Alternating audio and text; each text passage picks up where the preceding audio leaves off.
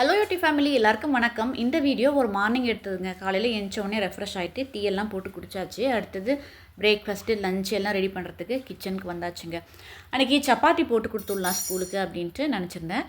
அப்போ பார்த்திங்கன்னா வெந்தயக்கீரை இருந்துச்சு. சரி நம்ம தனியாக கீரை கொடுத்தா எப்படியும் சாப்பிட போகிறதில்ல, நம்ம தான் சாப்பிட்ணும். அதனால் இதை சப்பாத்தியில் கட் பண்ணி போட்டுடலாம் அப்படின்ட்டு இன்றைக்கி வெந்தயக்கீரை சப்பாத்தி தான் ரெடி பண்ணிகிட்ருக்கேன். இது கூட சென்னா கிரேவி ரெடி பண்ணி வச்சுக்க போகிறேன். இன்றைக்கி என்னமோ சப்பாத்தி போட்டு கொடுக்குறாங்க, இல்லைன்னா நமக்கு என்ன சமைக்கிறோமோ அதே தான் லஞ்சுக்கும். ரொம்ப ஸ்பெஷலாலாம் பார்த்து செய்கிறதெல்லாம் கிடையாதுங்க. ஏதாவது லீவ் டைமில் இருக்காங்க அப்படின்னா ஏதாவது ஸ்நாக் மாதிரி செஞ்சு கொடுப்பேன், அவ்வளோதான். இப்போது ரீசன்ட் டேஸில் இந்த ஒரு 1 வீக்காக இருக்குங்க, ஷார்ட்ஸில் லஞ்ச் பாக்ஸ் ரெசிபீஸ் அப்படின்னு சொல்லிட்டு அப்லோட் பண்ணிகிட்ருக்கேன். அன்றைக்கி டிஃபன் பாக்ஸ்க்கு என்ன போட்டு கொடுக்குறோம் அப்படிங்கிறத மட்டும் சொல்கிறது. ரெசிபீஸ் எதுவும் ஷேர் பண்ணுறதில்ல. ஒரு சிலது வேணால் 1-2 ரெசிபீஸ் இருக்கும். மற்றபடி அன்றைக்கி பாக்ஸ்க்கு என்ன போட்டு வைக்கிறேன் அப்படிங்கிறது மட்டும்தான் இந்த ஷார்ட்ஸில் சொல்கிறது. இந்த வெந்தயக்கீரை வாங்கிறதுக்கு முன்னாடி நாள் சாயந்தரமே கடைக்கு போய் வாங்கி வச்சுட்டேங்க. அங்கே நிறைய பேர் வச்சு விற்றுட்டு இருந்தாங்க. ஒரு ஆயா கிட்ட மட்டும் இருந்துச்சு. நான் போய் அது அவங்ககிட்ட இருந்ததே ஒரு 7-8 கட்டுக்கீரை தான் இருந்துச்சா. நான் 2 எடுத்துக்கிட்டு இந்த அன்சைடு திரும்பினேன். இன்னொருத்தங்க வந்தாங்க. வந்துட்டு இருக்கிற மிச்சக்கீரை வெந்தயக்கீரையெல்லாம் வாங்கிட்டாங்க. சரி ஓகே, இதெல்லாம் சுருண்டுறோம், வாங்குறாங்க 6-7 கட்டு, பெரிய ஃபேமிலியாக இருக்கும் அப்படின்னு நினச்சிக்கிட்டு நானும் இந்த அன்சைடு திரும்பும்போது பார்த்திங்கன்னா மிளகு தக்காளி கீரை கட்டு இருந்துச்சு. அதில் ஒரு 7 கட்டு வாங்கினாங்க. அப்புறம் இன்னொரு ஏதோ கீரை, அதில் ஒரு 4 கட்டு வாங்கினாங்க. அப்போ தான் நினச்சிக்கிட்டேன், இவங்க நெய்பர்ஸ்க்கும் சேர்த்து வாங்குறாங்களா இல்லை இவங்களுக்கு மட்டும் வாங்குறாங்களான்னு தெரியலன்ட்டு. ஆனால் ஆக மொத்தம் ஒன்று மட்டும் நல்லா தெரிஞ்சுதுங்க, நிறைய கீரை சாப்பிட்ணும் அப்படின்னு சொல்லிட்டு இனிமேல் இல்லாமல் கழுத்தில் கயிற்றை கட்டிக்கிட்டு புல்லு மேயாத குறை ஒன்று தான். இந்த கீரையை சமைக்கிறது ஒன்றும் பெரிய விஷயமே இல்லைங்க. கொதிக்கிற தண்ணியில் போட்டோம்னா டக்குன்னு வெந்துடுது.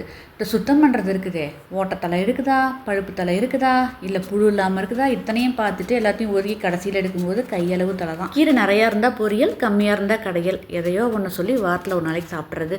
இந்த வெந்தயக்கீரையை நான் சப்பாத்தியில் போட்டு செஞ்சதே இல்லைங்க. இதான் ஃபஸ்ட் டைம் நான் செய்கிறேன். வெந்தயக்கீரை சாதம், குழம்பு இதெல்லாம் செய்கிறோம். இந்த கீரை சப்பாத்தி இன்றைக்கி தான் ஃபஸ்ட் டைம் செய்கிறேன்.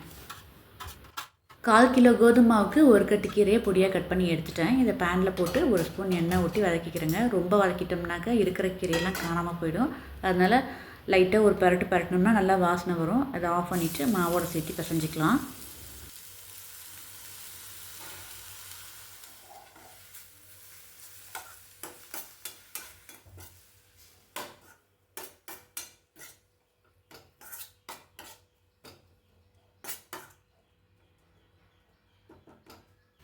கோதுமை மாவு கொண்டு வந்து வைக்கும்போது இதுக்கு தேவையான இன்க்ரீடியன்ஸ் எல்லாம் பக்கத்தில் கொண்டு வந்து வச்சுட்டேங்க. ஒன்றா மறந்துடுவேன், இல்லை எதையோ ஒன்று சொதப்பிடுவேன். அதனால் முன்னாடியே கொண்டு வந்து வச்சாச்சு.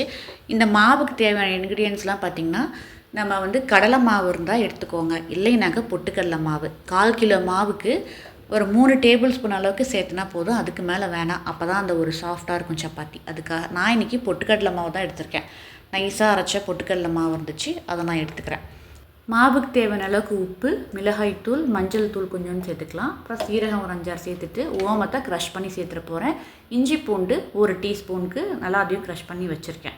இல்லை பேஸ்ட்டாக இருந்தாலும் சரி, அதை 1 டீஸ்பூன் சேர்த்துட்டு வதக்கி வச்சுருக்கிற கீரையும் இதில் போட்டு இந்த மாவோடு எல்லாம் ஒன்றா மிக்ஸ் வர வரைக்கும் நம்ம மிக்ஸ் பண்ணிவிட்டு அதுக்கப்புறம் தண்ணி சேர்த்துக்கலாங்க. எண்ணெய் ஊற்றலான்னு தோணுச்சுன்னா ஊற்றிக்கலாங்க, இல்லைன்னா வேண்டாம். ஏன்னா நான் கீரையிலே ஏற்கனவே எண்ணெய் ஊற்றி வதக்கிட்டேன், அதுவே எனக்கு போதும். அதனால் எண்ணெய் எதுவும் ஊற்றலை. அதுவும் இல்லாமல் சப்பாத்தி போட்டு முடிச்சுட்டு நான் கடைசியாக பட்டர் தடவி எடுத்துக்க போகிறேன். அதனால் எண்ணெய் எதுவும் சேர்க்கல இந்த மாவுக்கு. ஒருவேளை தயிர் சேர்த்து பிசைகிற மாதிரி இருந்தால் அப்படி கூட செஞ்சுக்கலாங்க. நம்ம அப்படி செஞ்சோம்னாக்கா இதுக்கு எண்ணெயும் தேவைப்படாது, வெண்ணெயும் தேவைப்படாது, நல்லா சாஃப்டாகவே இருக்கும். இந்த சப்பாத்திக்கு ஆனியன் இல்லைன்னா கேரட் துருவி போட்ட தயிர் இருந்தாலே போதும், தொட்டுட்டு சாப்பிட நல்லாயிருக்கும். நான் இன்றைக்கி ஒயிட் சென்னா ஊற வச்சுருந்தேன், அதனால் கிரேவி செஞ்சுக்க போகிறேங்க. இதுக்கு சென்னா கிரேவி ரொம்ப நல்லாயிருக்கும். சென்னா கிரேவி நம்ம ஆஸ் யூஷுவல் செய்கிறது தாங்க. வெங்காயம் தக்காளிலாம் எண்ணெயில் வதக்கிட்டு விழுதாக அரைச்சி சேர்ப்போம் இல்லையா, அந்த மாதிரி தான். ஒரு 4 பெரிய வெங்காயத்துக்கு 5 தக்காளி சரியாக இருக்கும். இதை எண்ணெயில் வதக்கிட்டு இதுலேயே ஹோல் கரம் மசாலா, பட்டை, லவங்கம், ஏலக்காய் அதையும் சேர்த்துட்டு இஞ்சி பூண்டு இதெல்லாம் சேர்த்து நல்லா வதக்கிட்டு நம்ம அரைக்க போகும்போது 4-5 முந்திரி பருப்பையும் சேர்த்துட்டு நல்லா நைஸாக அரைச்சி எடுத்தாச்சு. இப்போ ஒரு பாத்திரம் வச்சுட்டு 1 ஸ்பூன் அளவுக்கு மட்டும் எண்ணெய் ஊற்றிக்கிட்டேன். ஏன்னா வெங்காயம் தக்காளி எல்லாம் எண்ணெயில் தான் நல்லா வதக்கியிருக்கு. அதனால் 1 ஸ்பூன் அளவுக்கு எண்ணெய் சேர்த்துட்டு பிரிஞ்சி லீஃப் வாசத்துக்காக சேர்த்துட்டு மிளகாய்த்தூளை எண்ணெயிலேயே போட்டாங்க, அப்போ தான் பச்சை வாசனை இல்லாமல் இருக்கும். அதனால் மிளகாத்தூளை எண்ணெயிலேயே சேர்த்துட்டு நம்ம அரைச்சி வச்சுருந்த அந்த பேஸ்ட்டையும் அதில் ஊற்றியாச்சு. இது கூட கொத்தமல்லி தூள் மிளகு சீரகமும் அரைச்சி வச்சுருந்தாங்க, அது ஒரு 1/2 டீஸ்பூன் மட்டும் சேர்த்துக்கிட்டேன். கொத்தமல்லி தூள் கிரேவியை பொறுத்த வரைக்கும் ரொம்ப கம்மியாக இருந்ததாங்க நல்லாயிருக்கும். கொஞ்சம் அதிகமாக ஆகிடுச்சுன்னா கூட அந்த கிரேவியோட வாசம் டேஸ்ட்டு எல்லாமே மாறிடும், ஒரு மாதிரி நல்லாவே இல்லாத மாதிரி தான் இருக்கும். அதனால் மல்லித்தூள் மட்டும் கொஞ்சம் பார்த்து சேர்த்துக்கோங்க. அது இல்லைன்னா கூட பரவாயில்ல, வெறும் சீரகத்தூள் மட்டும் கூட சேர்த்துக்கோங்க. இப்போ கிரேவி கொதி வந்துட்டுருக்கு, அது ஒரு பக்கம் ரெடி ஆகிட்டுருக்குங்க. இப்போ நம்ம சப்பாத்திக்கு மாவு தேய்ச்சிக்கலாம். நான் எப்போவுமே இந்த சிலிக்கான் மேட் யூஸ் பண்ணிக்கிறதுங்க. இப்போ சப்பாத்தி மாவுக்குன்னு இது இல்லைங்க. இது நான் இப்போ விரிச்சு இப்படி தேய்க்கிறேன்னு வச்சுக்கோங்களேன். இதுலேயே குழம்பு கரண்டி வைக்கிறது, சப்பாத்திக்கெலாம் இந்த டேர்னர் யூஸ் பண்ணுவோம் இல்லையா, அதெல்லாம் வைக்கிறதுக்கு, இந்த எண்ணெய் வைக்கிறது, இந்த மாவு இது எல்லாமே இதுக்குள்ளேயே வச்சுப்பேன். அதனால் நமக்கு கவுண்டர் டாப் கொஞ்சம் நீட்டாகவே இருக்கிற மாதிரி இருக்கும். கடைசியாக எடுத்து ஈஸியாக அலசிடலாம். சிலிக்கான் மேட் பொறுத்த வரைக்கும் அலசுறது ரொம்ப ஈஸி, காய வைக்கிறதும் சீக்கிரம் காஞ்சிரும். ஏன்னா நம்ம சப்பாத்தி மாவு அப்படியே டேரெக்டாக போட்டு தேய்ச்சோன்னு வச்சுக்கோங்களேன், அதெல்லாம் காஞ்சிரும். அப்போ நம்ம அதை ஊற வச்சு துடைக்கிற மாதிரி இருக்கும், தண்ணி தொட்டு ரொம்ப அழுத்தி துடைக்கிற மாதிரி இருக்கும். இப்போ இது யூஸ் பண்ணுறதுனால அந்த பிரச்சனை நமக்கு இல்லை. நம்ம பிசைஞ்சு வச்சுருந்த மாவும் ரொம்ப கையிலலாம் ஒட்டலைங்க, கரெக்டாக இருக்குது. அதனால் லைட்டாக மாவை மேலாப்பில் டஸ்ட் பண்ணி விட்டுட்டு நல்லா கொஞ்சம் மெல்லிசாவே தான் தேய்ச்சி போட்டு எடுத்துகிட்டு போகிறேன். மாவு தேய்க்க ஆரம்பிக்கும் போதே சப்பாத்தி தவாவையும் வச்சாச்சுங்க. அது ஒரு பக்கம் சூடாகிட்டு இருக்குது. ஒரு 4 சப்பாத்தி அந்த மாதிரி தேய்ச்சி எடுத்துகிட்டு நம்ம ஒன்று ஒன்றா போகிறதுக்கு சரியாக இருக்கும். மாவு தேய்ச்சிக்கிட்டே கிரேவி கண்டிஷன் எப்படி இருக்கிறதோ அப்பப்போ எட்டி பார்த்துக்கிறதுங்க. அடி பிடிச்சிருமா, இல்லை தண்ணியாட்டம் தான் இருக்கா, ஹையில் வைக்கலாமா, சிம்மில் வைக்கலாமா, உப்பு காரம் போதுமா, இதெல்லாம் செக் பண்ணிக்கிட்டே தான் மாவு தேய்ச்சிட்ருக்கேன். இதுக்கு நடுவில் ஸ்நாக் பாக்ஸ் எடுத்து வைக்கிறது, வாட்டர் பாட்டில் எடுத்து வைக்கிறது, இதெல்லாம் என்னோடய வேலை இல்லைங்க. அதெல்லாம் அவங்க அப்பாவோட. என்னோடது வந்து சமைச்சு லஞ்ச் பேக் பண்ணுறது மட்டும்தான் என்னோடய வேலை. இந்த ஸ்நாக்ஸ் பாக்ஸ்க்கும் அப்படி தாங்க. ஸ்கூலுக்கு வந்து என்ன சொல்லுவாங்க, ஜங்க் ஃபுட் கொடுத்து விடக்கூடாது அப்படிம்பாங்க. நம்ம ஒன்றா ஃப்ரூட்ஸோ சுண்டலோ கொடுக்கணும்னு நினைப்போம். இந்த சுண்டல் வேலைக்கு நான் போக மாட்டேங்க. வீட்டில் மட்டும்தான் சுண்டல்.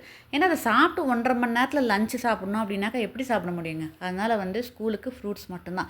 அதுவே அவங்க ஈவினிங் ஸ்நாக் கொடுக்கும்போது கப் கேக் கொடுப்பாங்க, ப்ரெட்டு கொடுப்பாங்க, வாழைப்பழமும் கொடுப்பாங்க, இல்லைன்னு சொல்ல. ஆனால் அவங்க வந்து கப் கேக்லாம் கொடுக்கலாம், நம்ம கொடுத்து அனுப்பக்கூடாது. இந்த தேய்ச்ச சப்பாத்தியை கல்லில் போட்டு வேக வைக்கும்போது நல்ல ஒரு வாசனைங்க. ஏற்கனவே வெந்தயக்கீரைக்குன்னு ஒரு வாசனை இருக்கும், அது இன்னுமே ட்ரை ஆக நல்ல ஒரு வாசனை. இது சப்பாத்தி ஆறுனதுக்கப்புறமே ரொம்ப நல்லா இருந்துச்சு, நல்ல வாசனையாக இருந்துச்சு. இந்த சப்பாத்தின்னு இல்லைங்க, எந்த சப்பாத்தி இருந்தாலுமே. இன்றைக்கி நான் இதில் வந்து எண்ணெய் எதுவும் சேர்க்கல, லாஸ்ட்டாக பட்டர் மட்டும் தான் சேர்த்துக்க போகிறேன். எந்த சப்பாத்தி போட்டாலும் சரிங்க, ஒரு 2 நிமிஷத்துக்கு நல்லா திருப்பி போட்டுட்டு அதுக்கப்புறம் நம்ம எண்ணெய் சேர்த்தோம்னா மட்டும்தான் அந்த சப்பாத்தி நல்ல ஒரு வாசனையாக இருக்கும். எடுத்த உடனே எண்ணெய் சேர்த்துட்டோம் அப்படின்னாக்கா அந்த சப்பாத்தி சரியாக வேகாது, பச்சை வாசனை இருக்கிற மாதிரியே தான் இருக்கும். சப்பாத்தி நல்லா வெந்துருச்சு. கடைசியாக வெண்ணெய் ஒரு ஸ்பூன் அளவுக்கு சேர்த்துட்டு அப்படியே மடித்து எடுத்துக்க வேண்டியதாங்க. இது வந்து விசாகனுக்கு மட்டும் இந்த சப்பாத்தி வெண்ணெய் போட்டு குடிச்சிட்டோம். எங்களுக்கெலாம் நார்மலாகவே தான், எந்த வெண்ணையும் சேர்க்கல, நார்மலாகவே தான் சாப்பிட்டோம். சப்பாத்தி போட்டுட்டு இருக்கும்போதே கிரேவியும் ரெடி ஆகிடுச்சு. நல்லா திக்காய் வந்துருச்சு, நல்ல ஒரு வாசனையும் வருது. இப்போ கசூரி மேத்தி நல்லா க்ரஷ் பண்ணிவிட்டு சேர்த்துக்கலாங்க. இதை சேர்த்துனா தாங்க கிரேவி ஒரு ஃபுல்ஃபில் ஆன மாதிரியே ஒரு ஃபீல் ஆகுது. அப்படி ஒரு வாசனை. 1/2 ஸ்பூன் அளவுக்கு வெண்ணெய் சேர்த்துக்கலாம். என்கிட்ட ஃப்ரெஷ் க்ரீம் அந்த மாதிரிலாம் எதுவும் கிடையாது, அதனால் வெண்ணெய் மட்டும் சேர்த்துக்கிறது. நாட்டு சக்கரை ஒரு 1/2 ஸ்பூன் சேர்த்துக்கிட்டேங்க.